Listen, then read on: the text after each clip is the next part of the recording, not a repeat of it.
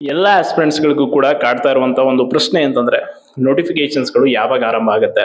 And ನಿನ್ನೆ ಅಷ್ಟೇ ನಿಮ್ಗೆ ಗೊತ್ತಿದೆ, ಆ, ಚುನಾವಣೆ ದಿನಾಂಕಗಳು ಕೂಡ ಘೋಷಣೆ ಆಯಿತು. ನಮ್ಮ ರಾಜ್ಯದಲ್ಲೂ ಕೂಡ ಈಗ ಎರಡು ವಿಧಾನಸಭಾ ಕ್ಷೇತ್ರ, ಒಂದು ದಾವಣಗೆರೆ, ಇನ್ನೊಂದು ಬಾಗಲಕೋಟೆ. ಸೊ ಎರಡು ಕ್ಷೇತ್ರಗಳ ಚುನಾವಣೆ ಕೂಡ ಆಗುತ್ತೆ. ಇನ್ನೇನು ನೀತಿ ಸಂಹಿತೆ ಕೂಡ ಜಾರಿ ಆಗುತ್ತೆ. ಸೊ ಹಾಗಾಗಿ ನೋಟಿಫಿಕೇಶನ್ಸ್ಗಳನ್ನ ಮಾಡೋದಕ್ಕೆ ಬರಲ್ವಾ ಅಂಡ್ ಏನು ಅಂತೇಳಿ ತುಂಬಾ ಪ್ರಶ್ನೆಯನ್ನ ನಿನ್ನೆಯಿಂದ ಕೇಳ್ತಾ ಇದ್ರಿ. ಅಂಡ್ ಇನ್ನೊಂದು ವಿಷಯ ಅಂತಂದ್ರೆ 27ನೇ ತಾರೀಕು, ಇದೇ ತಿಂಗಳು 27ನೇ ತಾರೀಕು ಒಂದು ಸಭೆಯನ್ನ ಕರೆಯಲಾಗಿದೆ, ವಿಶೇಷ ಸಚಿವ ಸಂಪುಟ ಸಭೆ.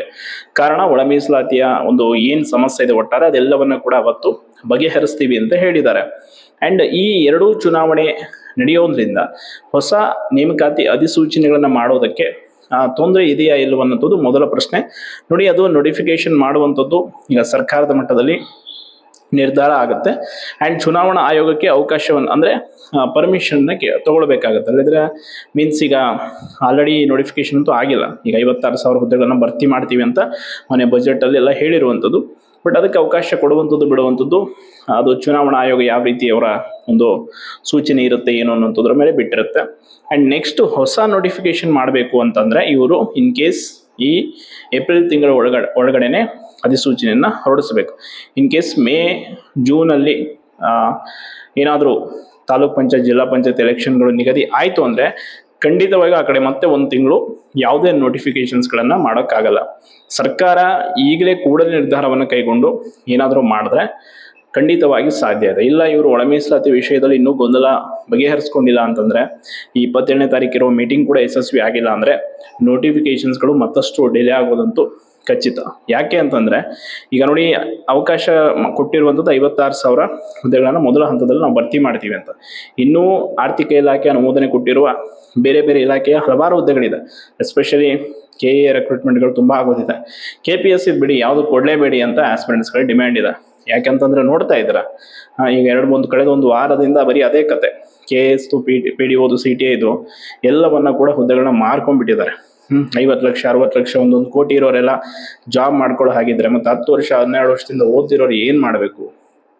ಇವರಿಗೆ ನೆಕ್ಸ್ಟ್ ಯಾವ ಎಕ್ಸಾಮ್ ಕೂಡ ನಡೆಸಕ್ ಕೊಡಬೇಡಿ ಅನ್ನುವಂಥದ್ದು ಆಸ್ಪಿರೆಂಟ್ಸ್ಗಳ ಡಿಮ್ಯಾಂಡ್ ಇದೆ. ಸೊ ಅದು ನೋಡೋಣ. ಬಟ್ ಸದ್ಯಕ್ಕಂತೂ ನೇಮಕಾತಿಗಳ ಕುರಿತಾಗಿ ಈ ರೀತಿಯಾದಂಥ ಒಂದು ವಿಚಾರ ಇದೆ. ಸೊ ಮೊದಲನೇದು, ಈಗ ಎಲೆಕ್ಷನ್ದು ಬೇರೆ ಡೇಟ್ ಅನೌನ್ಸ್ ಆಗಿದೆ. ಸೊ ಎರಡು ಕ್ಷೇತ್ರಗಳದ್ದು ನೋಡಿ, ದಯವಿಟ್ಟು ಯಾರ್ಯಾರೆಲ್ಲ ದಾವಣಗೆರೆ ಮತ್ತು ಬಾಗಲಕೋಟೆ ಕ್ಷೇತ್ರದಲ್ಲಿ ಇದೀರಾ, ನಿಮ್ಮ ಓಟ್ ಅಲ್ಲಿದೆ, ವಿವೇಚನಾಯುತವಾಗಿ ಮತವನ್ನು ಚಲಾಯಿಸಿ. ಯಾವ ಪಕ್ಷ ಏನು ಅಂತ ನಾವು ಯಾರಿಗೂ ಏನು ಹೇಳಕ್ ಹೋಗಲ್ಲ.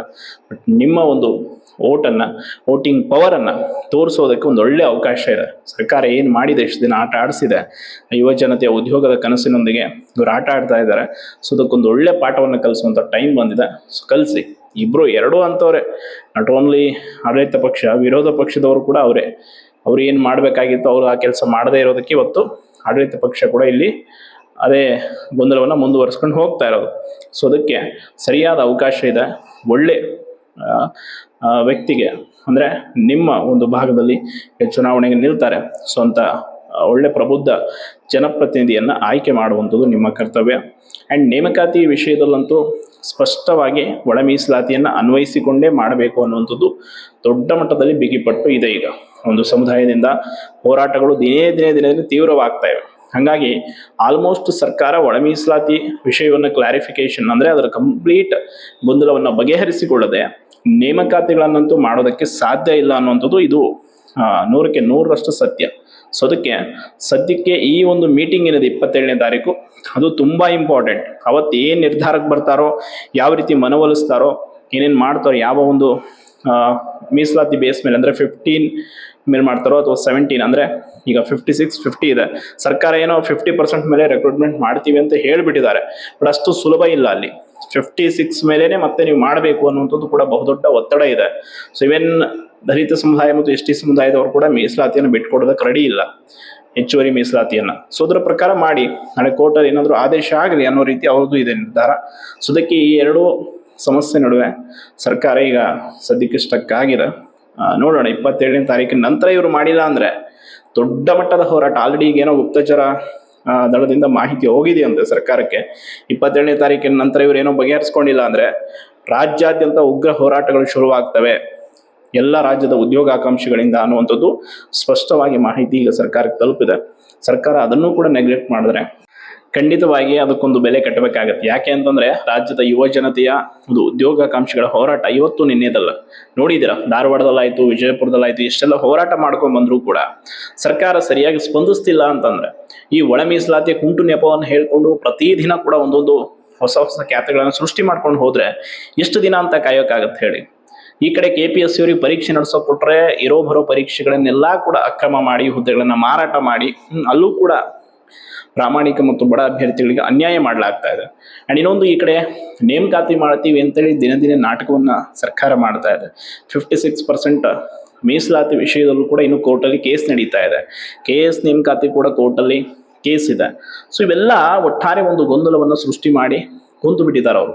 ಏನಾದರೂ ಮಾಡ್ಕೊಳ್ಳಿ, ನಾವು ಹೆಂಗೆ ಬೇಕೋ ನಮ್ಮ ಅಧಿಕಾರವನ್ನು ಸುರಕ್ಷಿತ ಮಾಡ್ಕೊಳ್ಳೋಣ, ನಮ್ಮ ಮಕ್ಕಳು ಮೊಮ್ಮಕ್ಕಳಿಗೆ ಮತ್ತೆ ಮುಂಬರುವ ಪೀಳಿಗೆಗೆ MLA MP ಸ್ಥಾನಗಳನ್ನು ಮೀಸಲಿಟ್ಟು ಬಿಡೋಣ ಅನ್ನೋ ರೀತಿ ಇದ್ದಾರೆ ಅವರು, ಹೊರತು ಬೇರೆ ಯಾವುದೇ ನಿರ್ಧಾರದಲ್ಲಿ ಇಲ್ಲ. ಸೊ ಅದಕ್ಕೆ 27ನೇ ತಾರೀಕಿನ ನಂತರ ಏನಾದರೂ ನೇಮಕಾತಿ ಅಧಿಸೂಚನೆ ಕುರಿತಾಗಿ ಸ್ಪಷ್ಟ ನಿಲುವು ಸರ್ಕಾರದಿಂದ ಸಿಕ್ಕಿಲ್ಲ ಅಂದರೆ ಮತ್ತೊಂದು ದೊಡ್ಡ ಮಟ್ಟದಲ್ಲಿ, ಅದು ನಿರ್ದಿಷ್ಟ ಅವಧಿಯಲ್ಲ, ಅಂದರೆ ಒಂದು ಸ್ಪೆಸಿಫಿಕ್ ಡೇ ಇಂಥ ದಿನ ಅಂತಲ್ಲ, ಅನಿರ್ದಿಷ್ಟ ಅವಧಿಯಾಗಿ ಕೂಡ ಹೋರಾಟ ನಡೆಯಲೇಬೇಕಾಗತ್ತೆ.